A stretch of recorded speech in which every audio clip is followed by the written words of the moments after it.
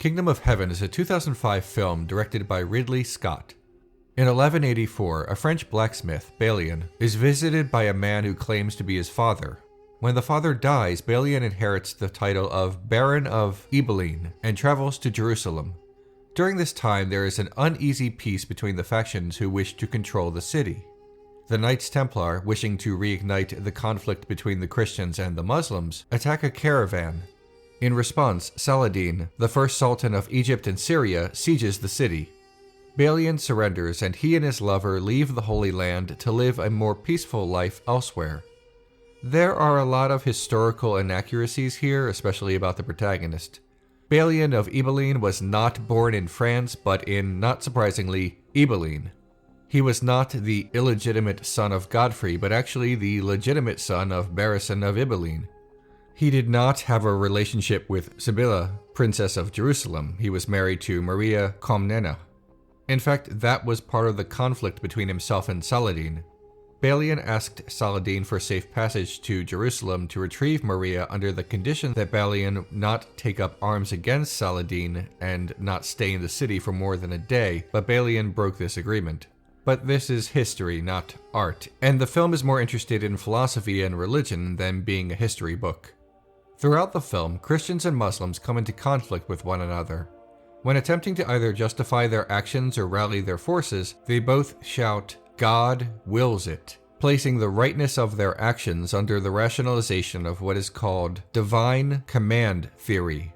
This is the view that morality is dependent upon God and that humanity's moral obligations consist of obedience to the commands and whims of God.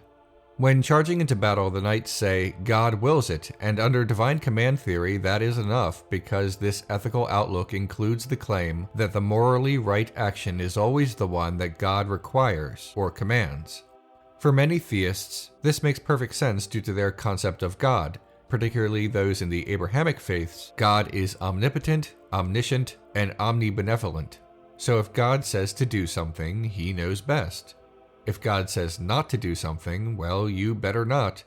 The Book of Job famously grants God the right to be unquestioned, even when he seems that he is not portioning out justice the way one would expect him to do. And the book also says that the act of questioning him itself is both wrong and foolish.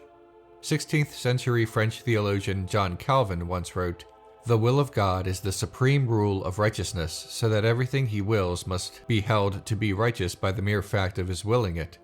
Therefore, when it is asked why the Lord did so, we must answer, because he pleased."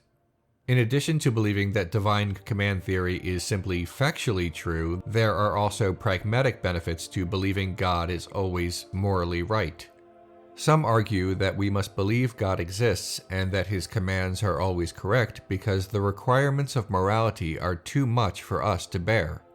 Faith can be a shortcut to peace of mind. Another advantage is that it provides an objective metaphysical foundation for morality. In other words, if one is determined to discover objective moral truths, said truths work well within the theistic framework. However, these advantages, while appealing, are perhaps better classified as conveniences. Life might be easier to navigate under divine command theory, but these advantages say nothing of whether or not it is true, only convenient. In this scene, the Knights Templar and comparatively moderate authority figures debate whether or not they should wage another crusade against Saladin and the Muslims. King Baldwin and Tiberius argue that there is no good reason to do this and try to use logic to dissuade the knights from urging violent conflict. Tiberius argues whether God wants them to fight or not, it is a battle they might not win. Someone shouts that this is blasphemy. Under divine command theory, the Knights Templar feel a sense of certainty about their actions, not only related to the outcome of the battle, which they end up losing, by the way, but about the moral rightness of their actions. God, they believe, commands them to kill Muslims, and if God wills it, then it must be morally right. To argue against this proposition to the Knights is blasphemous. Divine command theory follows different paths, though, and not just in differing religions. A strong version of the theory includes the claim that moral statements are defined by theological statements. In other words, X equals moral obligation and X equals God's will, because X is the same thing in the first part and second part. Moral obligation equals God's will. A supposedly weaker version of divine command theory is that X equals moral obligation and Y equals God's commands, meaning that morality and God are independent, and that morality was not an arbitrary system created by God, but simply that He is the most informed being in the universe as to what our moral obligations should be. And that brings us to arguments against divine command theory. Does God command this particular action because it is morally right, or is it morally right because God commands it? This is often called the Euthyphro Dilemma, named after a character in the writings of Plato. Both parts of the question might sound similar, but they are remarkably different. It is the difference between whether God knows what is right and wrong, or God creates right and wrong. If God commands an action, like, say, kill Muslims, because it is morally right, this means that God is brilliant enough to know what is the right course of action. In other words, right and wrong exist outside of the creation of God, but He is qualified to both understand and explain rightness to humans.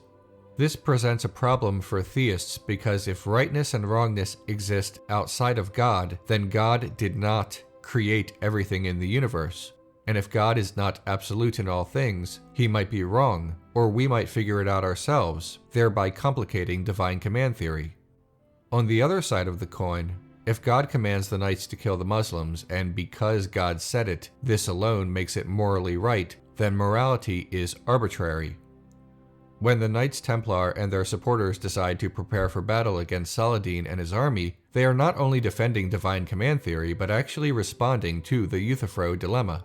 Imagine if God commanded you to murder others. If one believes that God's will alone creates right and wrong, then you would feel obligated to do so without any reservations. If your response is incredulity, God would never ask me to do this because it's wrong, you exclaim, then you would have to admit that morality exists outside of the whims of God. In either case, divine command theory becomes problematic. Believers in divine command theory in general do not want to believe that cruelty could be as morally right as kindness. The knights in the film do not seem to have this reservation, but most theists do. The Knights Templar are trying to decide if God, brilliant enough to know what is the right course of action, is commanding them to kill Muslims, or if God is commanding them to kill Muslims, thus making it morally right because it is the will of God. Because they don't have any moral justification outside of God wills it, then one would argue that the Knights agree with the version of the Euthyphro Dilemma that this phrase is enough. By their logic and this response to the dilemma, God does not command us to be good. He just commands us. The biggest problem with divine command theory is foundational. It does not begin with attempting to prove the likelihood of God, rather it starts with the absolute belief. Over the course of the film, characters make a lot of assumptions about the will of God. One character declares that Italy has been made rich, just as God intended. Is this a reference to the Roman Empire, which had, let's say, a complicated relationship with the Jews and early Christians, particularly Jesus Christ? A glorification of the Holy Roman Empire, perhaps? Also, why would Christians believe wealth is a sign from God? Jesus Christ would probably disagree with any connection between the rich and the morally good. In the beginning of the film, a priest assumes God has condemned a woman to hell because she has committed suicide. The Bible has a lot of references to suicide, but it's important to note that nowhere in the Bible does it indicate that the act of suicide is an unforgivable sin. We could argue that these characters are simply ignorant, but divine command theory rests upon a lot of assumptions to begin with. In order to believe in it, one must first assume exceptional claims about the universe. The strongest argument against divine command theory is not the word problems and examples from before, it's that basing all ethical decisions on something that has been historically challenging to prove definitively means that everything related to divine command theory is built on very shaky ground. These knights from the 12th century could have benefited from the 20th century philosopher Robert Merrihew Adams, who created a modified form of the divine command theory. To Adams, if something is wrong, then God did not command it.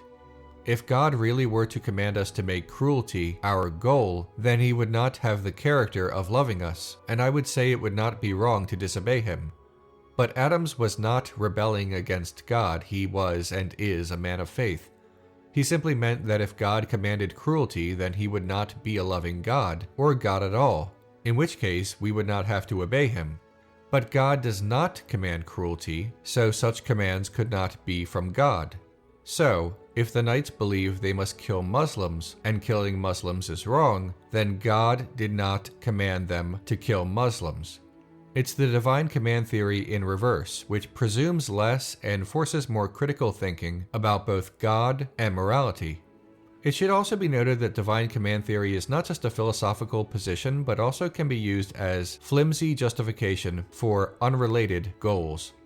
The film depicts a time between the Second and Third Crusades. Modern scholars understand that while religious authorities pushed for these wars, more terrestrial concerns were just as responsible. The Knights Templar, for example, became so wealthy during the Crusades that they effectively became the bankers of Europe. In other words, the Crusades were about land and wealth more than anything, but they occurred with such fanaticism and attracted so many belligerents because the Crusades were justified under the theory of divine command. But this was not anything new at the time, and it still exists today. Worldly matters, in order to gain popularity and support, are reframed as ordained by God. Hi everyone, if you like what I do, please click on the orange Patreon link below. That's how this show happens. It's also the only way to request an episode. Also, there are other benefits to pledging, so check it out. The information is on my Patreon page. I'll see you next week.